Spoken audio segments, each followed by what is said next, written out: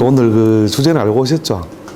예, 예. 우리가 상이라고 하는 것이, 예, 여러 가지 의미를 내포하고 있는데요.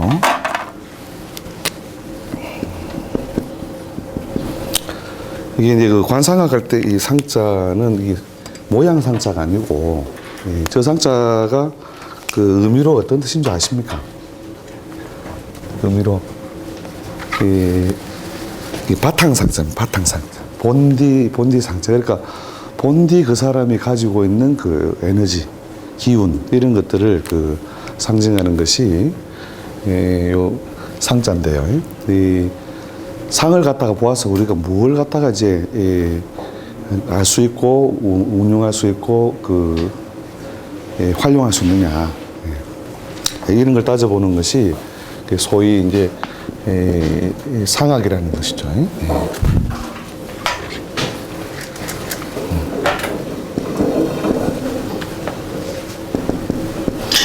그래서 이제 관상학이라는 것이 뭐 우리 역사적으로 이렇게 뭐 오래되어 왔다는 이런 건 여러분이 다 잘 아시는 내용이고, 이제 사람이라고 하는 것이 어떤 그 원리로 그러니까 어떤 기운을 가지고 어떻게 운행해서 살아가느냐, 그런 것을 좀 따져보고, 그다음에 이제 얼굴에 드러난 여러 가지 그 특징적인 것들이 무엇을 상징하고 또 그걸 어떻게 우리가 잘 조절함으로써 최소한의 그 치융피길 있죠. 치융피길. 이게 비융치기를.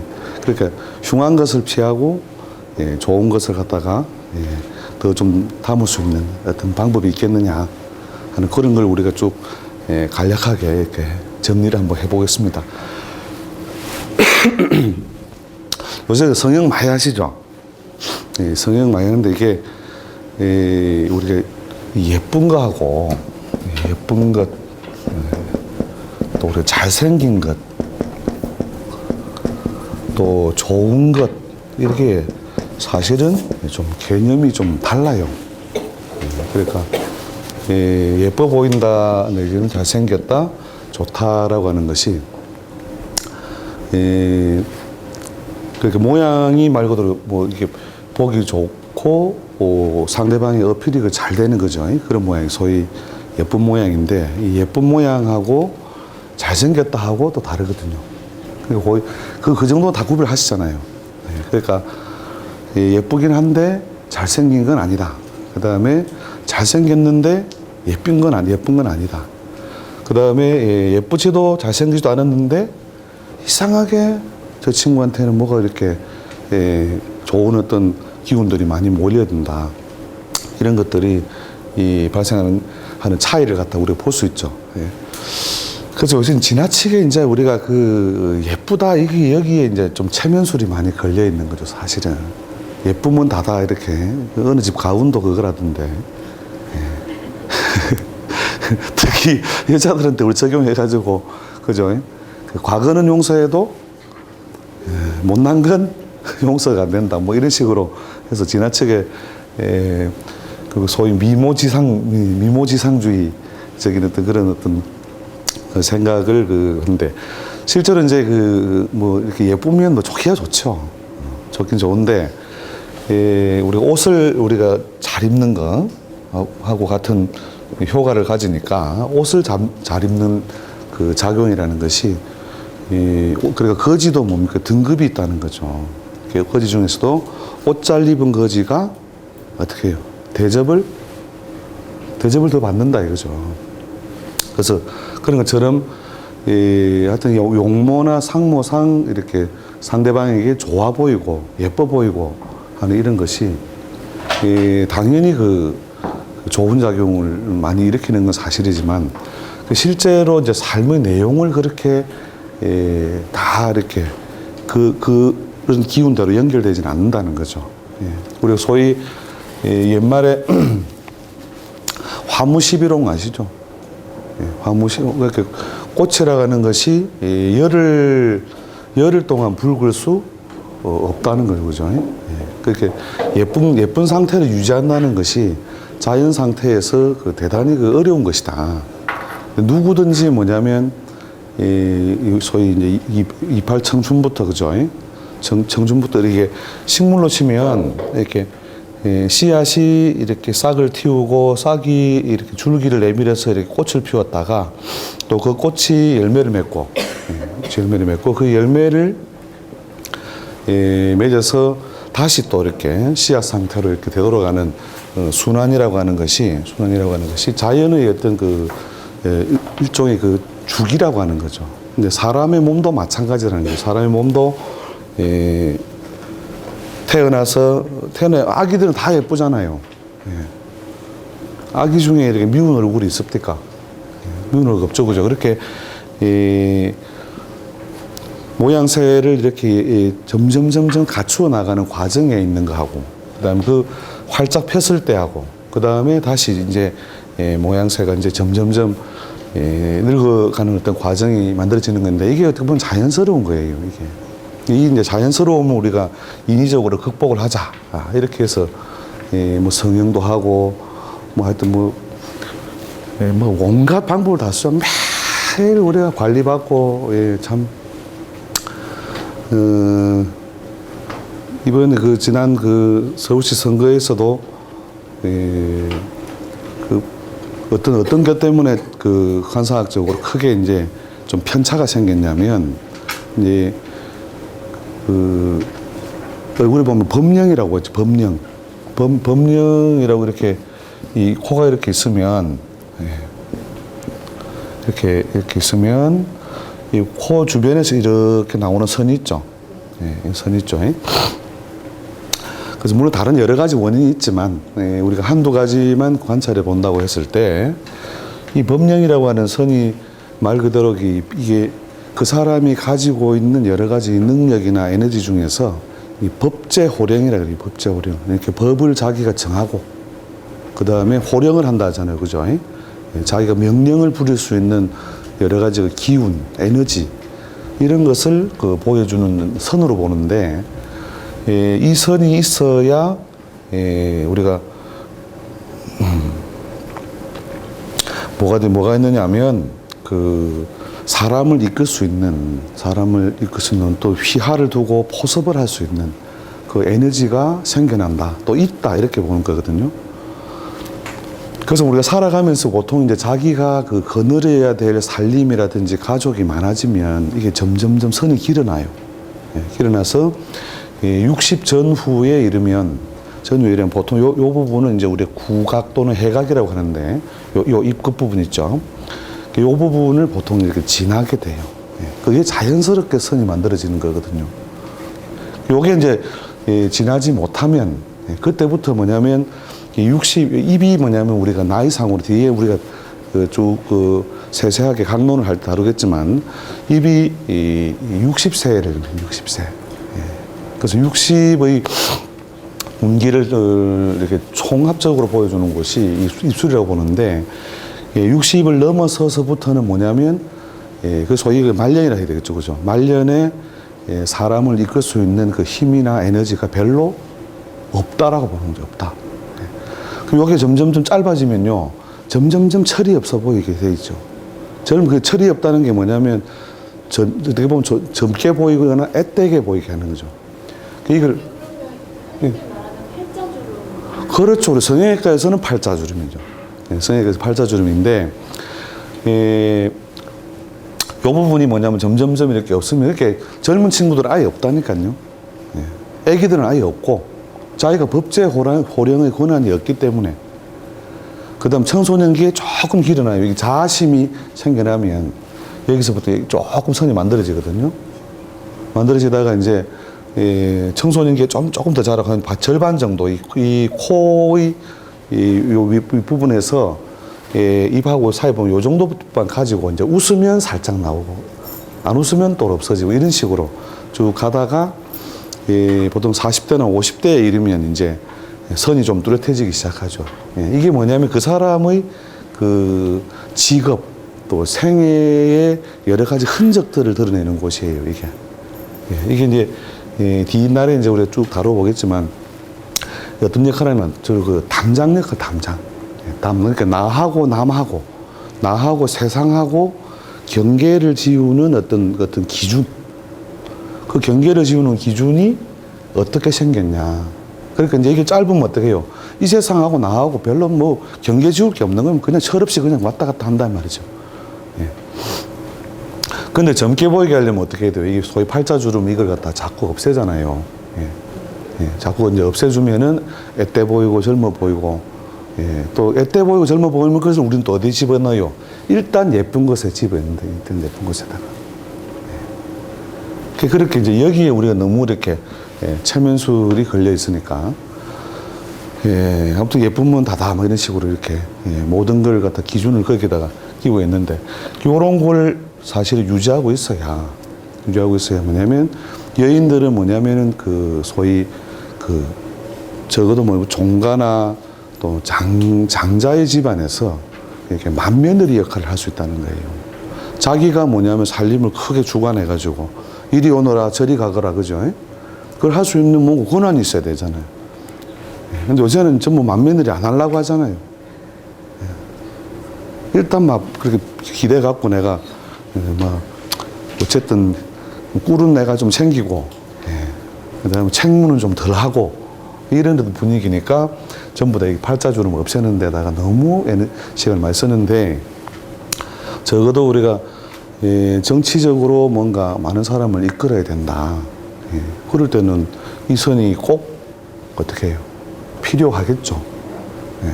필요한데 강남에 있는 뭐 에스테틱이든 뭐 이런 데 가서 이걸 도로 지우고 있었단 말이에요.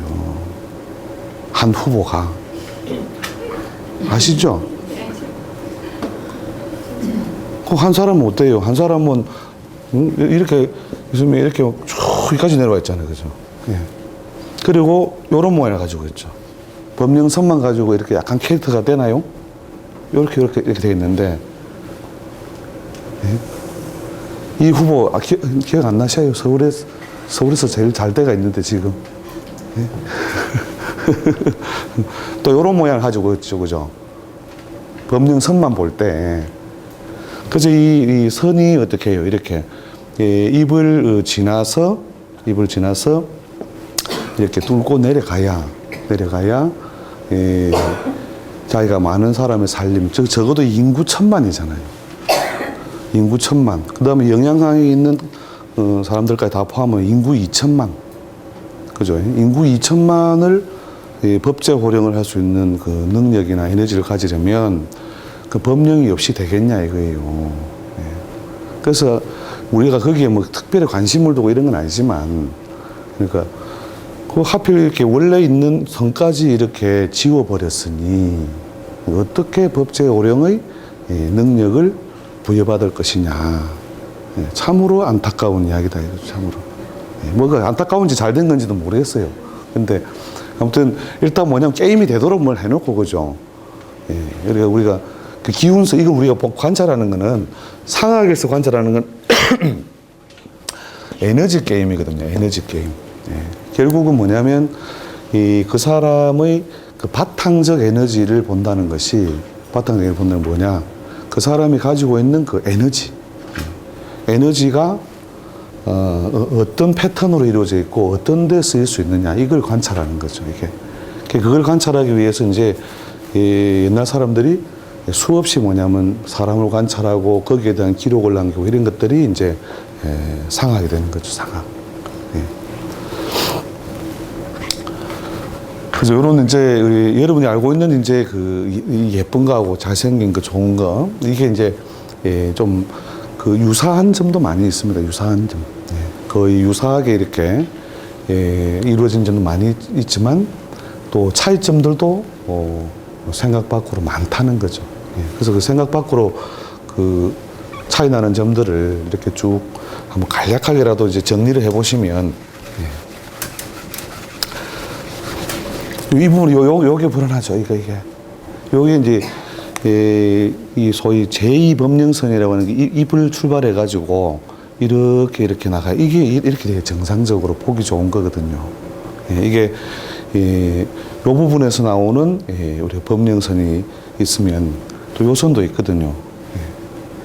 이게 이제 나이가 60이 넘어서 또 부릴 수 있는 일종의 또 제2법령선과 같은데, 여러분 뭐 나이가 이렇게 많이 드신 분이 이렇게 그 노익장의 어떤 그 체력을 가지면서 뭐 장사 잘하고 있는 분들 봐보세요. 보시면 특히 돼지국밥 할머니들이 이런 선이 있다, 이 선이. 이게 이제 살림이 크냐 작냐는 그건 또 차후의 문제고 다른 부분하고 영향을 받으니까. 나이가 그만큼 들었어도 이리 오너라 저리 가더라. 그러면서 열심히 요게 그건 한 80까지 영향 줘요. 80까지. 근데 요게 이렇게 말리면 어떻게 돼요? 말려 들어가면 시간이 흘러가면 이게 호령권이 커진다, 좁아진다.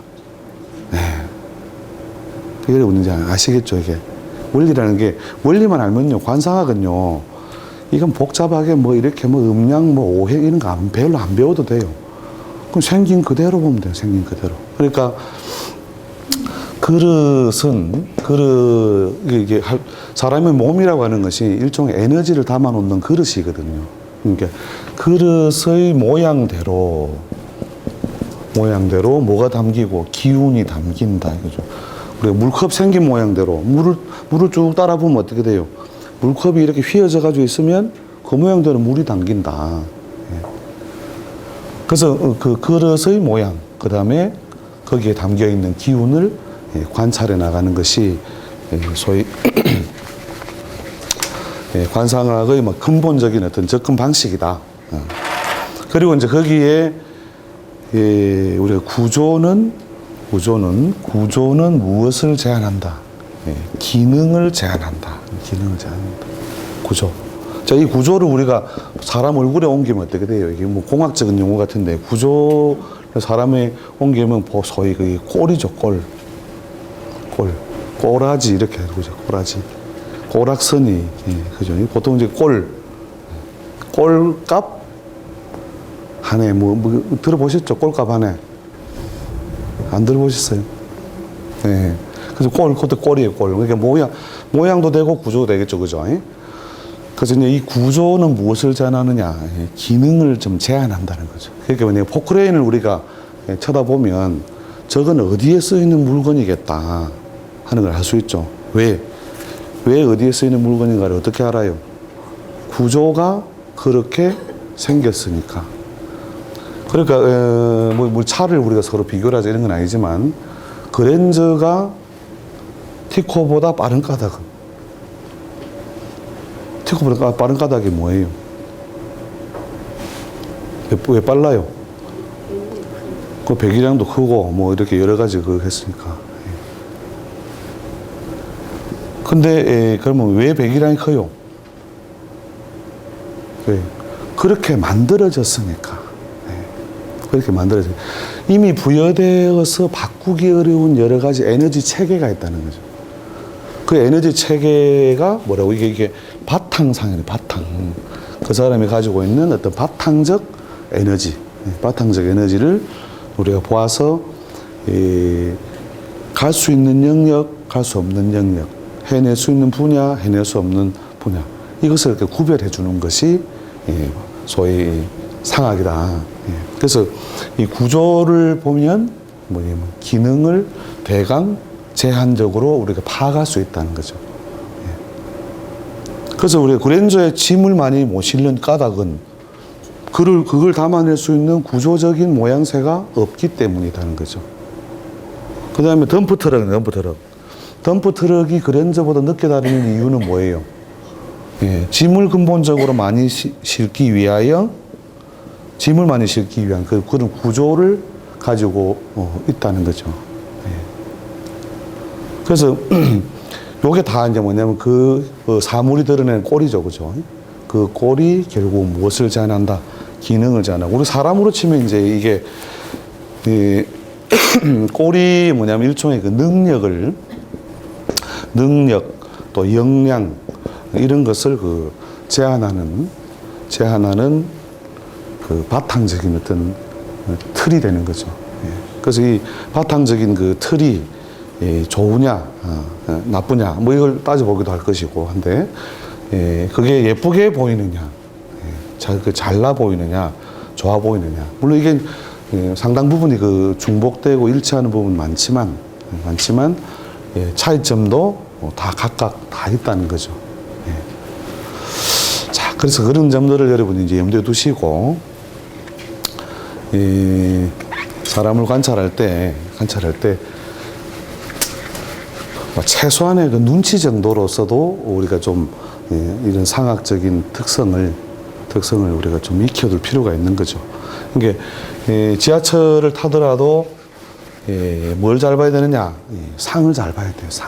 간상을 잘 봐야 된다니까요. 어떤 놈이 빨리 내릴지를 빨리 봐야 됩니다.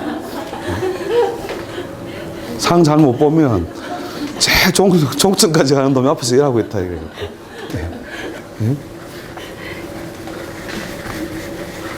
그래서 제일 빨리 갈 사람을 빨리 내릴 사람 파악하는 것도 소위 관상학이다.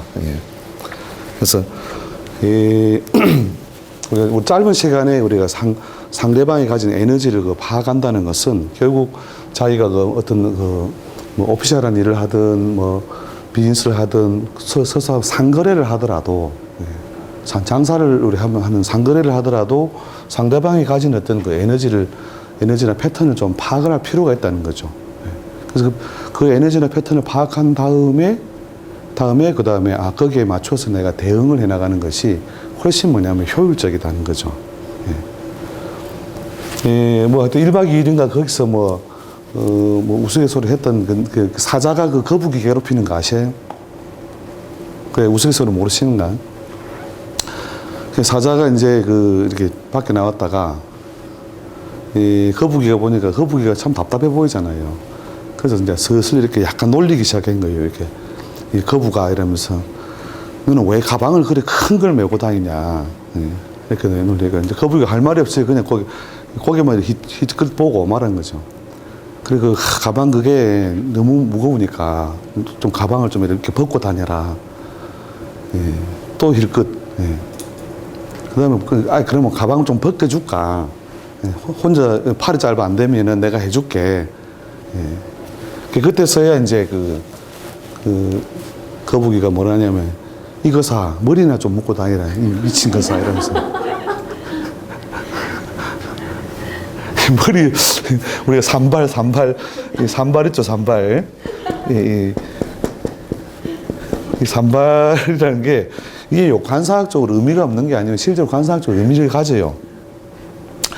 이 산발을 하고 있다는 것은 무슨 말이냐면, 이 머리카락의 상태라는 게 그 사람이 세상에 대해서 취하고 있는 자세를 많이 상징하거든요. 실제로 이 상이라고 하는 것이 그 바탕적인 에너지를 관찰함과 동시에 그 사람에게 지금 흐르고 있는 에너지를 관찰하는 것이기도 해요. 지금 그 사람에게 흐르고 있는 에너지 흐름인데, 산발을 한다는 것은 이 세상 모든 것하고 다 나는 소통할 마음이 있다. 다 덤비라, 이런 뜻이에요. 다 덤비라. 그러면 그 상대적으로 우리가 뭐예요? 깨끗하고 우리가 머리를 밀어버리면 어떻게 돼요? 이 세상하고 소통할 마음이 있다, 없다? 그렇죠. 절간에 가보면 그런 분들 많이 계시죠? 깨끗하게 그냥, 그럼 안녕. 그럼 안녕이고, 산발을 하면 전부 다 한판 붙자, 이거거든요. 한판 붙자. 그래서, 미친 것을 머리나 좀 묶으라고.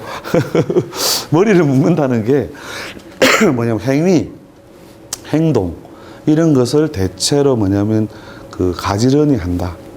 정리한다. 그래서 옛날에는 이제 우리가 유교적인 어떤 그 질서 속에 있었던 사회는 뭐예요? 다 머리를 어떻게 해요? 산발을 하고 다녀요? 머리를 묶고 다녀요? 머리를 갖다가 묶고, 남자들은 또 상투를 하죠, 상투. 상투를 해서 머리의 상태를 뭐냐면 취합된 모양으로 한다는 거죠. 그래서 또 머리를 또 묶는 어떤 패턴에 따라서도 그 사람의 그 정신 자세라든지 이런 것들이 다 드러나거든요. 그래서 이 머리를 갖다가 예, 다댐비를 하고 싶으면 이렇게 좀 하세요. 이렇게 빠글빠글하게 해가지고 그 뭡니까 아줌마 파마랍니까 이게 빠글빠글하게 해가지고 막 이래가지고 다 이게 뭐냐면 다 덤비라. 난 지금 사자처럼 내가 지금 뭔가를 뭐 먹이만 생기면 내가 어쨌든 뛰어들겠다. 이런 어떤 기상을 보여주는 거예요. 그래서 실제로 머리 상태를 잘 컨트롤함으로도 실제로 운이 좀 이렇게 그 사람에게 긍정적인 어떤 기운도 많이 형성되거든요. 그냥 지금은 지엽적으로 단편적인 걸 제가 터치를 해드리는 이유는 처음부터 딱딱하게 뭐 바로 이제 원리라든지 이런 걸 설명하면 그때부터 또 서서히 줍니다. 저 명칭이 저리 뭐 그래 많노. 대부분 다 책, 저 집에 가시면 다 뭐 책 한 권씩 있죠. 뭐 관상이 뭐 관상에 관련된 책들 하나씩 다 가지고 계시잖아요. 근데 보통 몇 페이지 펼쳐보다가 한자 좀 나오고 이러면 에이씨 이래서 물어보면 되지. 공부 내가 뭐라고 하느냐인데 상리라는 게 사실은요.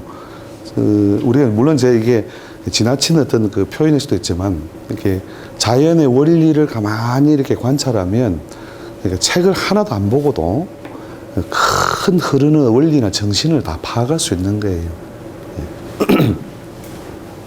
그래서 사람의 얼굴이라는 것이 뭐예요? 자연의 모습을 그대로 응해서 담아 놓은 거라는 거죠. 그리고 이 사람의 어떤 이 신체적인 구조라든지 여러 가지 그 뭐 내부적인 장기라든지 이런 것들이 이 지구에서 가장 살기에 편리하도록 그러니까 필요해서 나온 거거든요.